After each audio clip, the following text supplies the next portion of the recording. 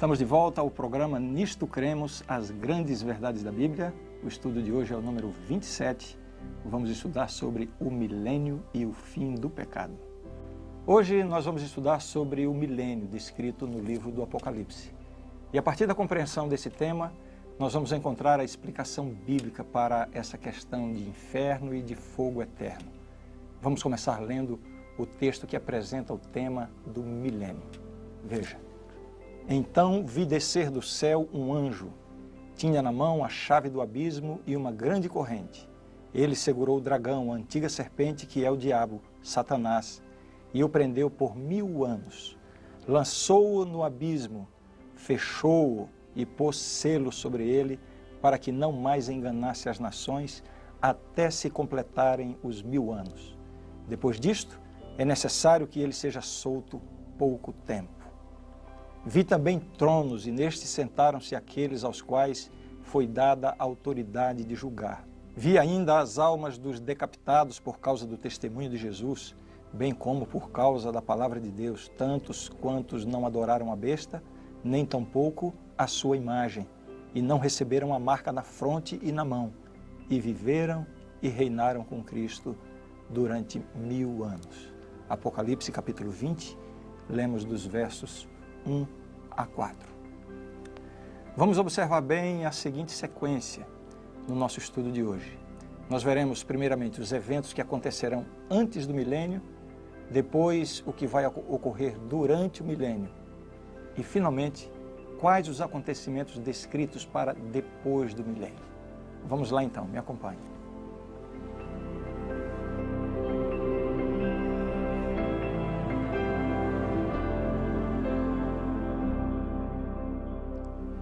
O primeiro desses eventos que marcam o início do milênio é a segunda vinda de Cristo.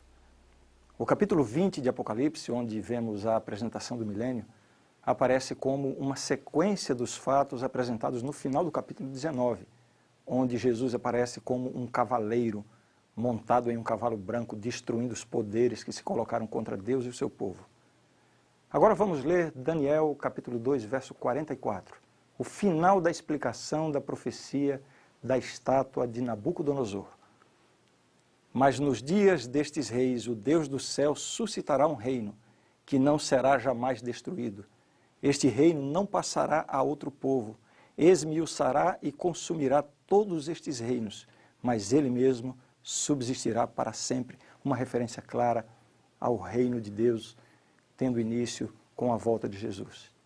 Esse texto deixa claro que a volta de Jesus é o evento que marca o estabelecimento do reino glorioso de Deus. É neste momento que o povo de Deus começa a reinar com Cristo. Ligado à segunda vinda de Cristo está a primeira ressurreição, ou a ressurreição dos justos, que nos fala Apocalipse 20, verso 6.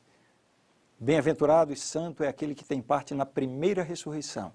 Sobre esses a segunda morte não tem autoridade, pelo contrário, serão sacerdotes de Deus e de Cristo e reinarão com ele os 1000 anos.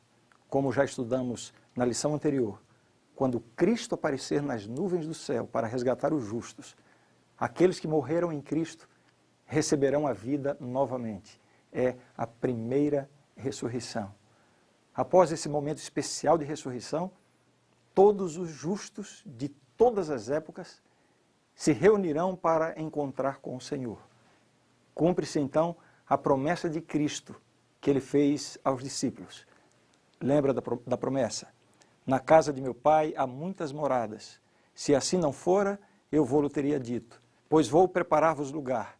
E quando eu for e vos preparar lugar, voltarei e vos receberei para mim mesmo, para que onde eu estou, estejais vós também. São João capítulo 14, versos 2 e 3.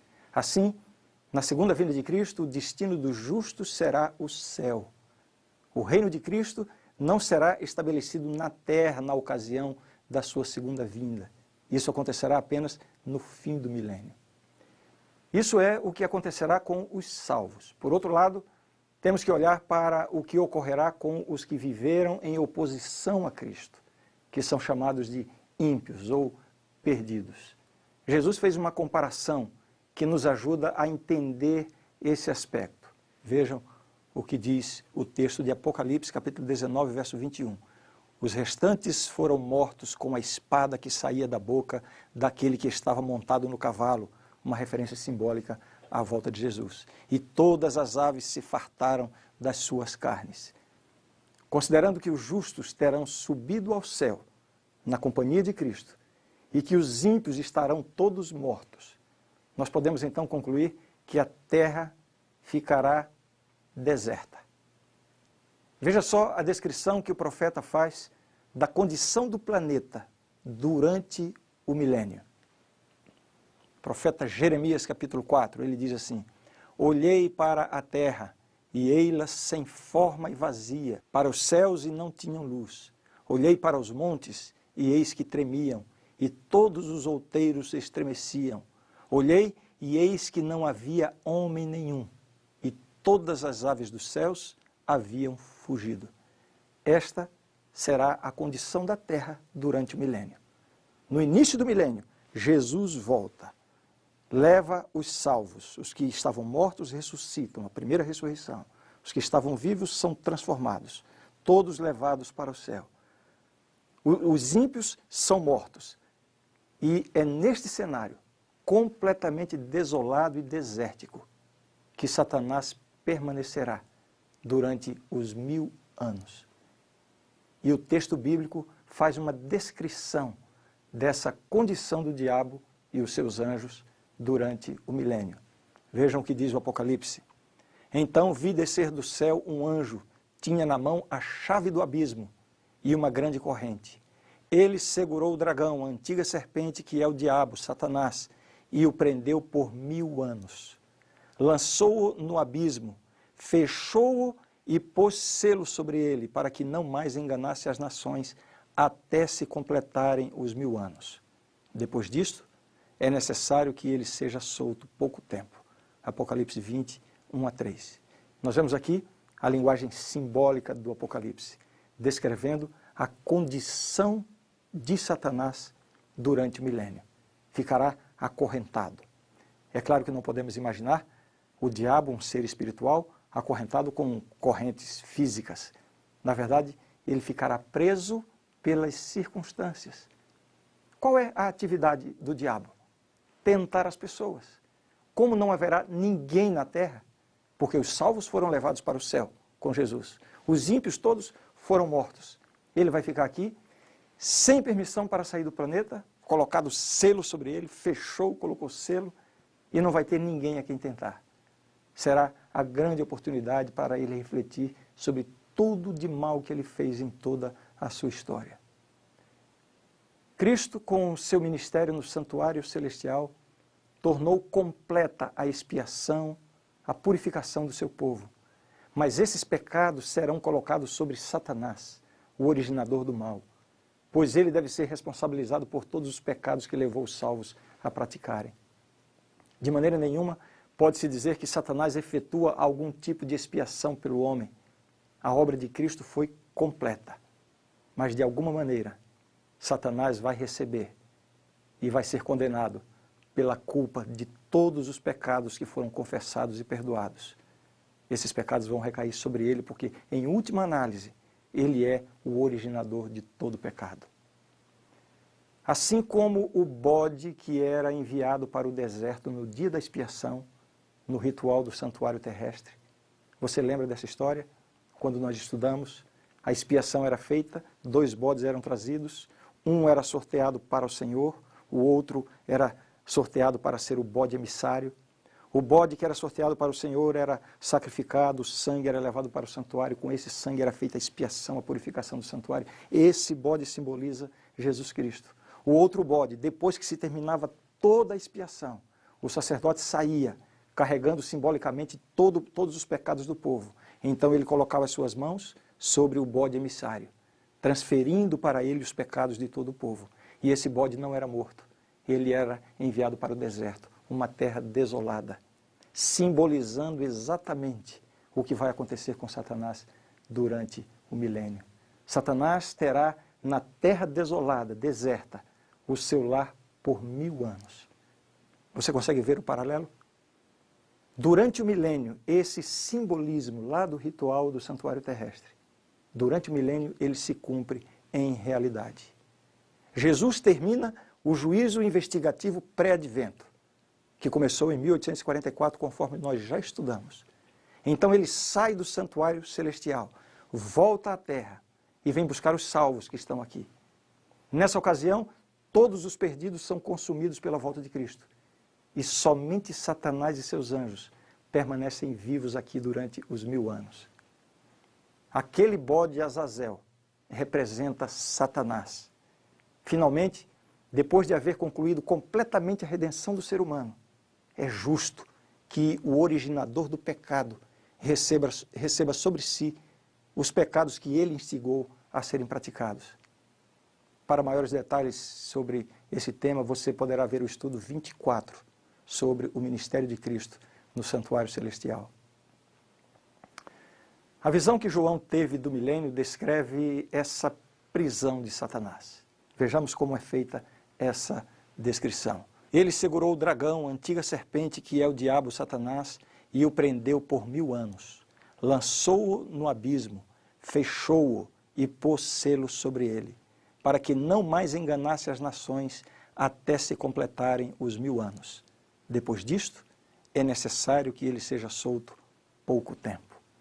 Esse texto retrata simbolicamente a interrupção temporária das atividades de engano e perseguição do inimigo de Deus. O final do verso 3 deixa isso muito claro, para que não mais enganasse as nações até se completarem os 1000 anos. Assim, confinado à terra, Satanás estará preso por uma cadeia de circunstâncias. Uma vez que sobre a terra não existe qualquer vida humana, Satanás não tem quem tentar ou perseguir. Ele estará preso no sentido de que não terá nada para fazer. Até o momento vimos que o início do milênio é marcado pela segunda vinda de Cristo, pela primeira ressurreição, pela morte dos ímpios e a prisão de Satanás. Agora, durante o milênio, os justos estarão no céu. Eles reinarão com Deus, conforme foi predito pelo profeta Daniel. Vejam o que está lá na profecia. O reino e o domínio e a majestade dos reinos debaixo de todo o céu serão dados ao povo dos santos do Altíssimo. O seu reino será reino eterno, e todos os domínios o servirão e lhe obedecerão. Mas no que consiste este reinado com Cristo? Esse reinado consiste, basicamente, na participação dos justos em uma importante fase do governo de Cristo. João viu os salvos lá no céu, envolvidos em um julgamento. Vejamos. Vi também tronos, e nestes sentaram-se aqueles aos quais foi dada a autoridade de julgar. Vi ainda as almas dos decapitados por causa do testemunho de Jesus, bem como por causa da palavra de Deus. Todos quantos não adoraram a besta, nem tampouco a sua imagem, e não receberam a marca na fronte e na mão, e viveram e reinaram com Cristo durante 1000 anos. Então esses que viveram e reinaram com Cristo durante os 1000 anos, esses que estarão com Jesus durante os 1000 anos, o que acontece com eles? João diz, vi também tronos, e nestes sentaram-se aqueles aos quais foi dada a autoridade de julgar. Mas espera um pouco, outro julgamento? Já não foi feito um julgamento antes da segunda vinda de Cristo? Aquele que começou em 1844, conforme nós já estudamos? É isso mesmo, é outro julgamento. Agora acontece a segunda fase do juízo. A primeira fase, chamada pré-advento, foi para analisar os nomes de todos aqueles que tiveram o seu nome escrito no livro da vida, ou seja, dos que um dia confessaram a Jesus como Salvador. Os que permaneceram firmes foram salvos. Os que caíram pelo caminho tiveram o seu nome retirado do livro da vida. Esse foi o julgamento pré-advento, chamado também de juízo investigativo. Agora, durante o milênio, haverá o julgamento daqueles que não foram para o céu. Afinal, muitos poderão ficar em dúvida lá no céu. Já pensou? Você chegar no céu e procurar aquela pessoa que você tinha certeza que estaria lá, e de repente você descobre que ela não foi salva? Ou então você encontrar o bandido que lhe assaltou, ou alguém que você viu fazendo só maldade na vida, está lá no céu. Alguma dúvida poderá pairar na mente de muitas pessoas quanto à justiça de Deus. É por isso que durante o milênio os salvos estarão julgando todos os perdidos, tanto os anjos de Satanás como as pessoas. Isso é dito na Bíblia. Ora, se Deus não poupou anjos quando pecaram, antes precipitando-os no inferno, os entregou a abismos de trevas, reservando-os para juízo, para julgamento, segundo Pedro 2,4. Os próprios anjos de Satanás passarão por esse julgamento. Esse julgamento não tem por objetivo decidir quem está salvo ou quem está perdido. Essa decisão já foi tomada por Deus antes da volta de Jesus. O julgamento servirá apenas para apagar qualquer dúvida quanto ao amor e à justiça de Deus. Deus quer que aqueles que viverão eternamente com Ele não tenham nenhuma dúvida da sua sabedoria e da sua justiça. Com esse julgamento que vai ocorrer durante o milênio, os salvos vão confirmar que Deus foi paciente com os que se perderam e verão o quão obstinados eles foram ao rejeitarem a salvação que Deus ofereceu. Enquanto isso, durante esses 1000 anos, os salvos participando desse julgamento no céu, enquanto isso, na terra, Satanás é forçado a viver os 1000 anos refletindo sobre as terríveis consequências de sua rebelião contra Deus e também para pensar sobre o final terrível que está por vir para ele e os seus anjos. Bem, vamos dar uma respirada, não? Já aprendemos sobre o que acontecerá antes e durante o milênio. Agora precisamos olhar para o fim desse período. Mesmo sendo um longo período de 1000 anos, um dia terminará. E o que é que marca o final desse período, o final do milênio? A Bíblia diz, Apocalipse 20, verso 5, os restantes dos mortos não reviveram até que se completassem os 1000 anos. Esta é a primeira ressurreição. Quer dizer, o texto falou da primeira ressurreição, no início do milênio, aí afirma que os restantes dos mortos não reviveram até que se completassem os 1000 anos. Significa que um evento que marca o final do milênio, o final dos 1000 anos, é a segunda ressurreição. Vemos aqui que aqueles que foram mortos na ocasião da segunda vinda de Cristo, agora ressuscitarão. Jesus chama essa ressurreição de a ressurreição da condenação, lá em São João capítulo 5, verso 29.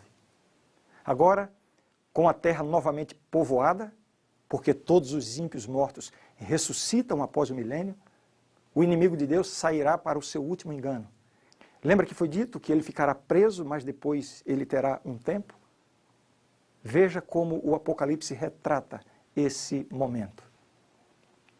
E sairá a seduzir as nações que há nos 4 cantos da terra, Gog e Magog, a fim de reuni-las para a peleja.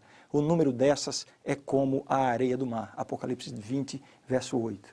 Aqui está o maior exército de todos os tempos. Todos os ímpios de toda a história da humanidade, todos os perdidos, de todos os lugares do mundo. Todos agora se unem a Satanás. Satanás consegue seduzi-los, organiza o seu grande e maior exército. O propósito deste engano é convencer os que tomaram parte na segunda ressurreição, esses perdidos, convencê-los de que será possível tomar o reino de Deus pela força. É interessante notar que os ímpios, tão logo recebem de novo a vida, já se voltam novamente contra Deus, confirmando assim que Deus estava certo em sua decisão. Vi um grande trono branco e aquele que nele se assenta, de cuja presença fugiram a terra e o céu, e não se achou lugar para eles. Vi também os mortos, os grandes e os pequenos, postos em pé diante do trono. Então se abriram livros. Ainda outro livro, o livro da vida, foi aberto, e os mortos foram julgados, segundo as suas obras, conforme o que se achava escrito nos livros. Apocalipse 20, versos 11 e 12. Esse texto nos fala de um grande trono branco e de livros, em uma cena que evoca a imagem de um rei que julga. Os livros são abertos e segue-se a condenação final de todos os ímpios, de Satanás e de seus anjos. Talvez cause estranheza pensar que Deus ressuscitou os ímpios para logo em seguida destruí-los. Mas é importante entender que durante o milênio os salvos examinarão a justiça no tratamento divino com relação às criaturas inteligentes. Ver agora a destruição dos ímpios é ter a confirmação da justiça dos caminhos divinos. Essa destruição é algo difícil de conciliar com a ideia de um Deus que ama, de um Deus de amor. A própria Bíblia diz, em Isaías capítulo 28, verso 1, que esse é o estranho ato de Deus. Veja só como esse texto bíblico descreve esse aniquilamento completo dos ímpios, de Satanás e dos seus seguidores. Desapareceram da terra os pecadores, e já não subsistem os perversos. Bendize, ó minha alma, ao Senhor. Aleluia. Salmo 104, verso 35. Desaparecimento, destruição completa dos pecadores. Agora veja como o Apocalipse descreve essa destruição final dos ímpios. Apocalipse 20, versos 14 e 15. Então a morte e o inferno foram lançados para dentro do lago de fogo. Esta é a segunda morte, o lago de fogo. E se alguém não foi achado no livro da vida, esse foi lançado para dentro do lago de fogo. Uma pergunta que pode surgir é a seguinte: no inferno as pessoas vão ficar sofrendo eternamente? O que é esse lago que arde com fogo e enxofre? Seria este um lugar de tormento eterno? O que a Bíblia ensina sobre o inferno? Vejamos. Inferno, biblicamente falando, é o lugar e estado de punição e destruição pelo lago de fogo eterno, que ocorre na segunda morte daqueles que rejeitaram a Deus e a oferta de salvação em Cristo. A palavra inferno em nossas Bíblias aparece como tradução do termo hebraico Sheol e do termo grego no Novo Testamento Hades, que em geral se referem à sepultura dos mortos, sejam eles justos ou injustos. A outra palavra, também traduzida por inferno, é Geena, que se refere a um lugar de punição dos ímpios pelo fogo. É deste lugar que Apocalipse 20, versos 14 e 15 está falando. Então, como entender que essa punição é eterna, como a Bíblia se refere com diversas expressões? Veja bem, a palavra grega que foi traduzida como para sempre, é a palavra que é usada no Novo Testamento, é a palavra aionios. Veja o significado dessa palavra. Então, nessas passagens que falam do fogo que vai queimar para sempre, etc., a palavra usada é aionios. Aionios, no grego, é uma palavra usada para referir-se a Deus, e nesse caso está falando de sua eternidade. Dura para sempre. Mas às vezes essa palavra é usada para referir-se à realidade humana. Neste caso, a palavra se refere ao período que a pessoa ou a coisa prossegue existindo. Ah, parece que está ficando complicado, né? Fique atento para você entender o raciocínio. Pensemos no caso de Sodoma e Gomorra, as cidades que foram destruídas pelo fogo. Você conhece a história lá no Antigo Testamento.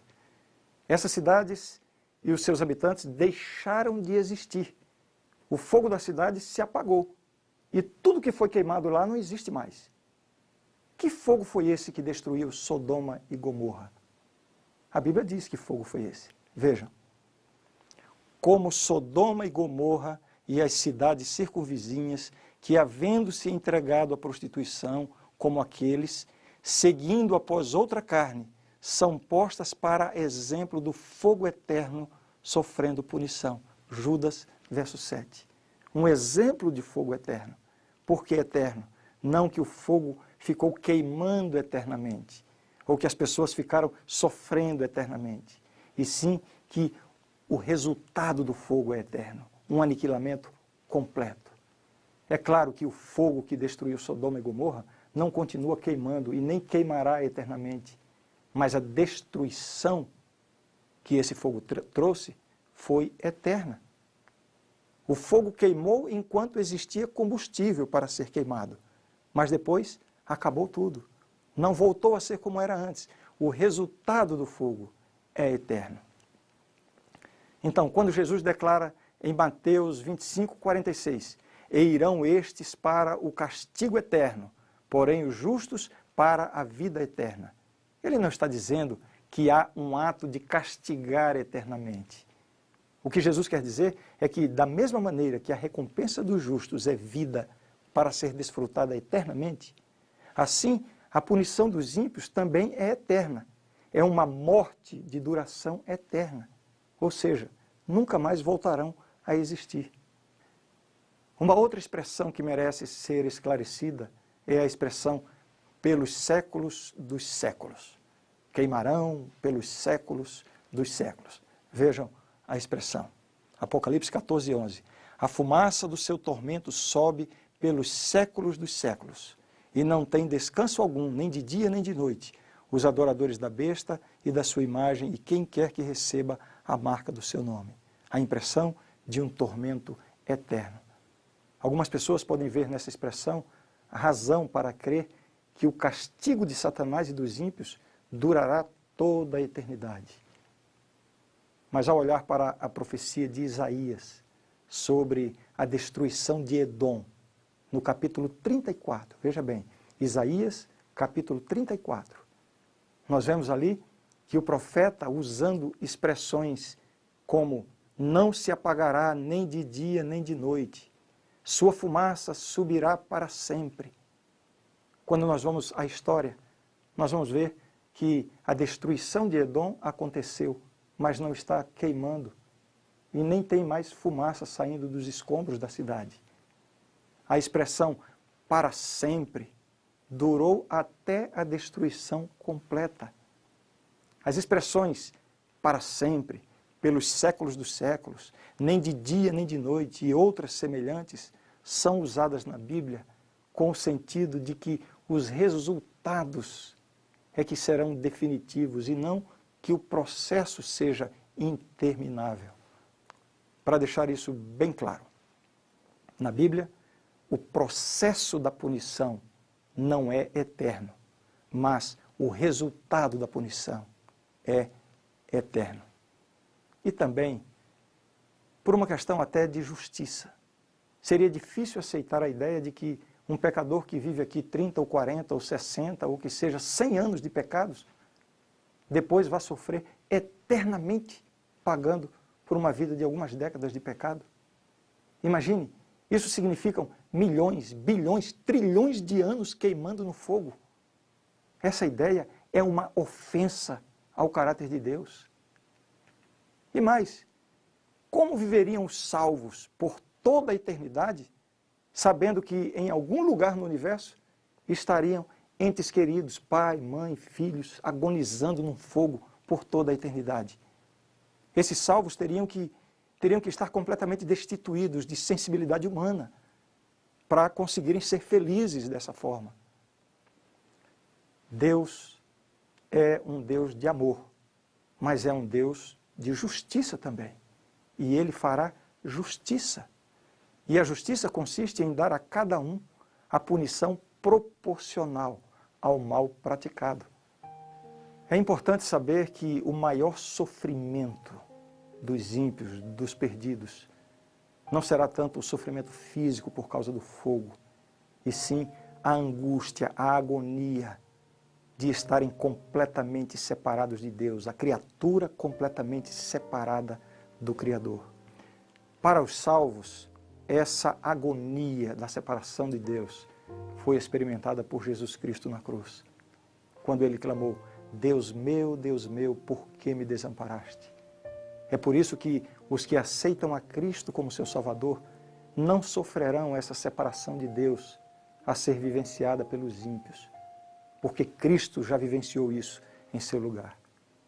Assim, Os ímpios experimentarão o mesmo sentimento.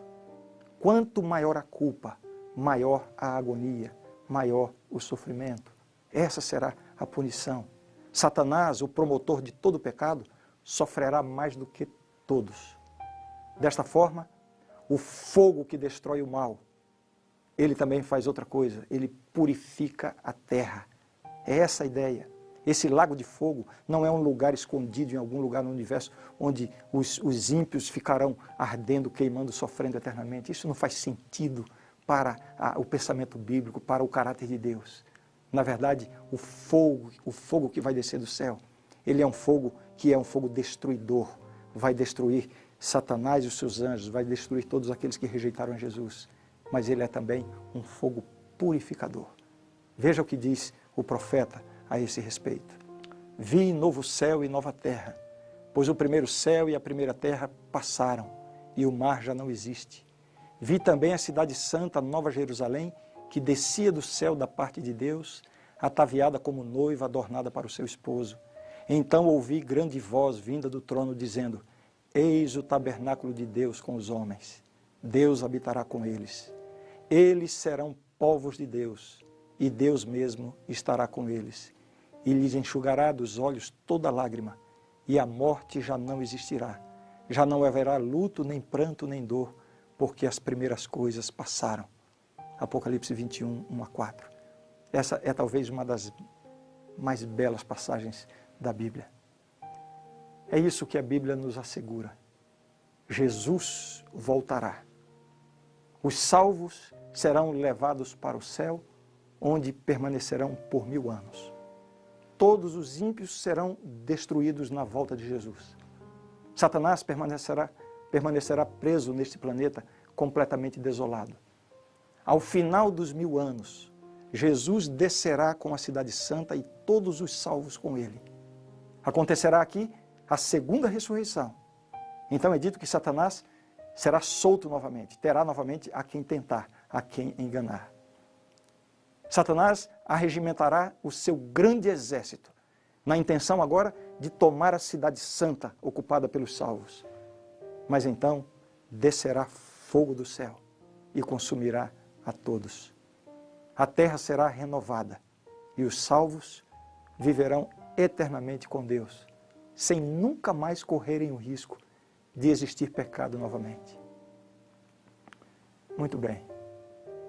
Qual é a sua decisão diante dessa realidade tão grandiosa e tão importante?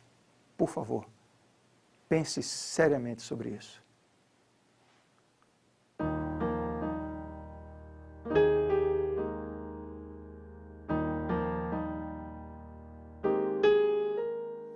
Tenho ouvido de uma terra linda, encantada, de um lugar onde a felicidade é total. Os meus olhos já divisam não tão distante. Meus ouvidos já escutam sons divinais. Tão cansado estou da vida aqui deste lado, que meus braços quase já não podem remar. Calejados e feridos por tantos dias, querem bálsamo daquele porto encontrar. Além do rio existe um lugar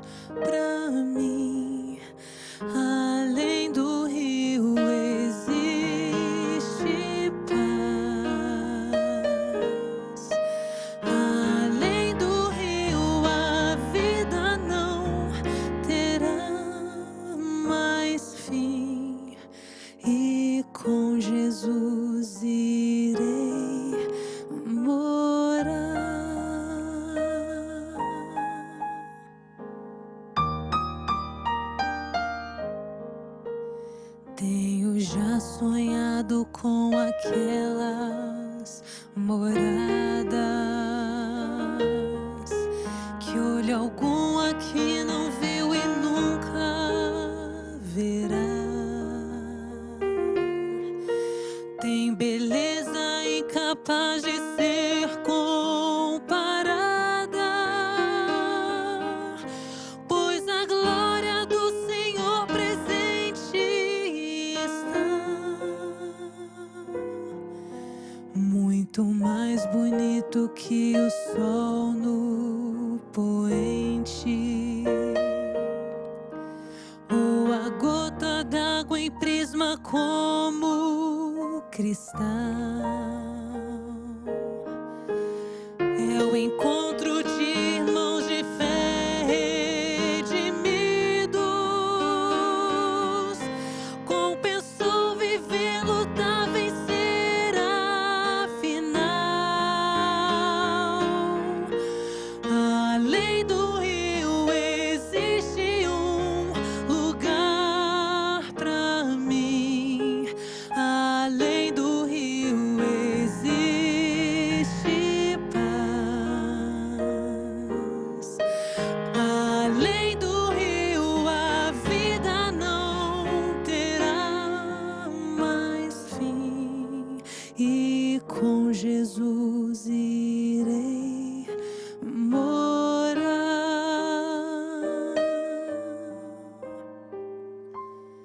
Com Jesus irei morar.